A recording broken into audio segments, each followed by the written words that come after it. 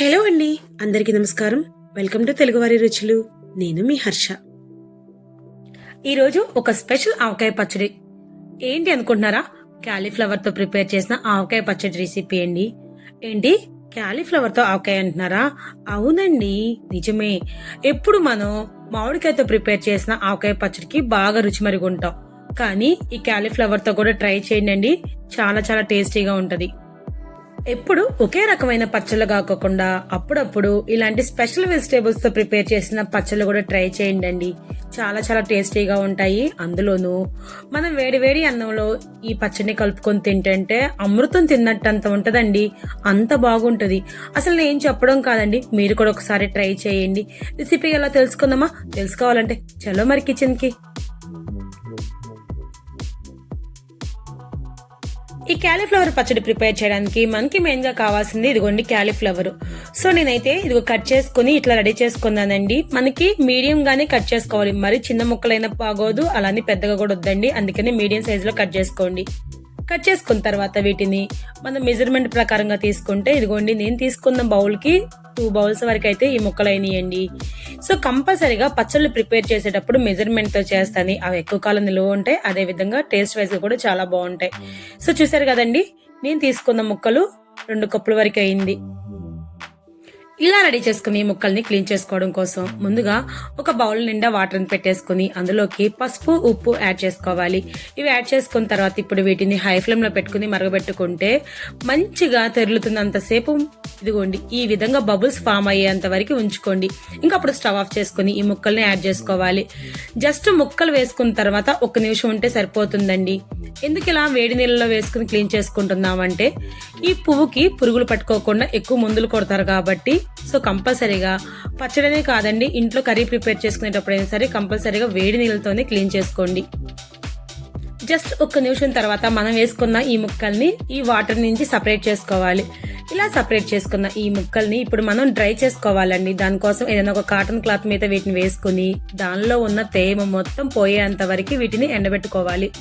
So దానికోసం కొంచెం ఎండలో పెట్టినా పర్లేదు, అదే విధంగా ఫ్యాన్ గాలి కింద ఉంచినా సరిపోతుందండి.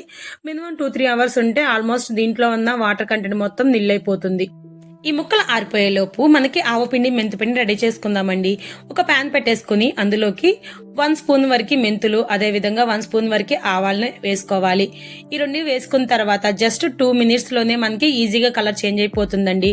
అలా చేంజ్ అయిపోతే సరిపోతుంది. మరి ఎక్కువసేపు ఉంచితే మాడిపోయి చేదు అనేది వస్తుందండి పచ్చడి. అందుకని చేదు రాకోకుండా ఉండడం కోసం ఇట్లా లైట్ గోల్డెన్ కలర్ వచ్చేంత వరకు ఉంచేసి ఇదిగోండి ఈ బౌల్లోకి అయితే తీసుకోవాలి.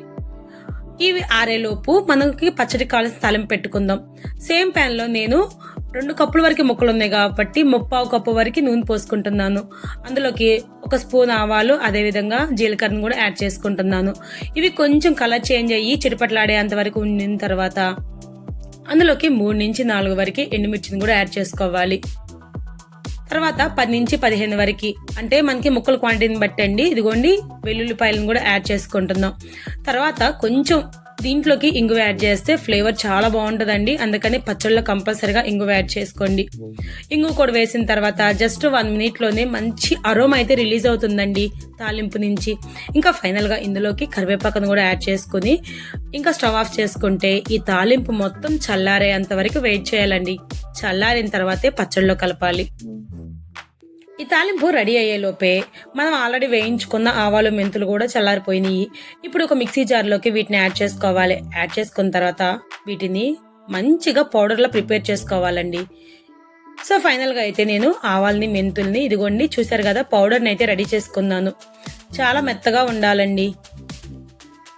మనకి మెంతుపిండి, ఆవపిండి వాసన వస్తుందండి. భలే టెంప్టింగ్ స్మెల్ వస్తుంది అనుకోండి. ఈ మెంతుపిండి, ఆవపిండి టేస్ట్ తోనే మనకి పచ్చడి ఏదైనా సరే మంచి రుచికరంగా వస్తుంది.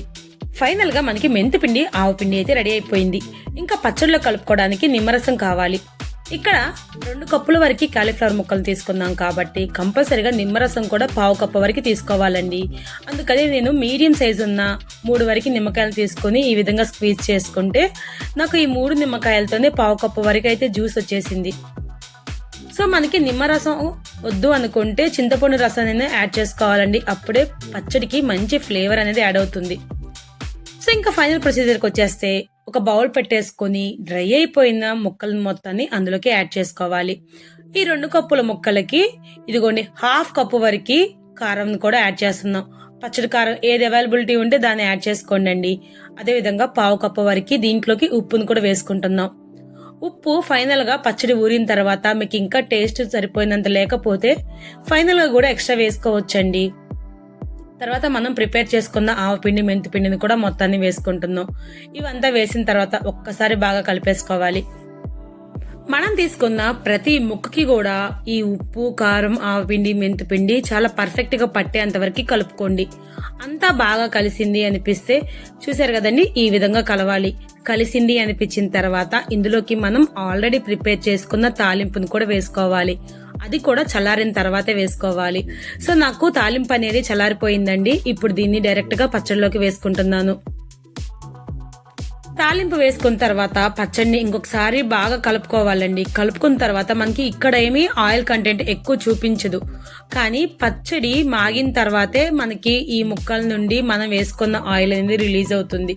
అందుకనే ఇక్కడ మనకి పచ్చడిలోకి ఆయిల్ సరిపోయినట్టే ఉన్నా కానీ ఊరిన తర్వాత మాత్రమే చెక్ చేసుకోండి. ఈ పచ్చడిని ఎంత మాగితే అంత బాగుంటదండి. ఈ ఆవకాయ పచ్చడి చాలా రుచికరంగా ఉంటది. సో ఒక రోజు మొత్తాన్ని దీన్ని మాగనిస్తే మంచిగా చాలా రుచికరమైన కాలీఫ్లవర్ ఆవకాయ పచ్చడి మన సొంతం అయిపోతుంది. ఇంకా ఫైనల్ గా ఇందులోకి ఈ 1/2 కప్పు నిమ్మరసం కూడా వేసుకుని ఇంకొకసారి బాగా కలిపేసుకుని లిడ్తో కవర్ చేసుకుని 1 డే ఉంచండి. తర్వాత మనం ఏదన్నా ఒక జార్లోకి తీసుకుంటే ఫ్రిడ్జ్ లో పెట్టకుండా అయితే ఒక 20 days వరకు ఫ్రెష్ గా ఉంటదండి. అదే విధంగా ఫ్రిడ్జ్ లో పెట్టినట్లయితే చాలా ఈజీగా 3 months వరకు స్టోర్ చేసుకోవచ్చు. ఏంటండి, మీకు కూడా క్యాలీఫ్లవర్ పచ్చడి టేస్ట్ చేయాలనుకుంటున్నారా? టేస్ట్ చేయాలనుకుంటే ఏ మాత్రం ఆలోచించకండి. మనకి ఇప్పుడు మంచి సీజన్ అన్నమాట క్యాలీఫ్లవర్స్ బయట దొరకడానికి. తెచ్చేసుకోండి, చాలా ఈజీగా ఇంట్లోనే ప్రిపేర్ చేసుకుని దాని టేస్ట్ ఎంజాయ్ చేయండి. క్యాలీఫ్లవర్ పచ్చడి మహత్యం ఏంటో మీకు కూడా తెలుస్తుంది. ఇంత మంచి రెసిపీ చూపించిన మాకు ఒక లైక్ అండ్ సబ్స్క్రైబ్ చేయండి. మరిన్ని వీడియోస్ కోసం మా ఛానల్ని ఫాలో అయిపోండి. థ్యాంక్ యూ ఫర్ వాచింగ్ అండి. ఇంకొక వీడియోతో మళ్ళీ మీ ముందుకు వచ్చేస్తాం.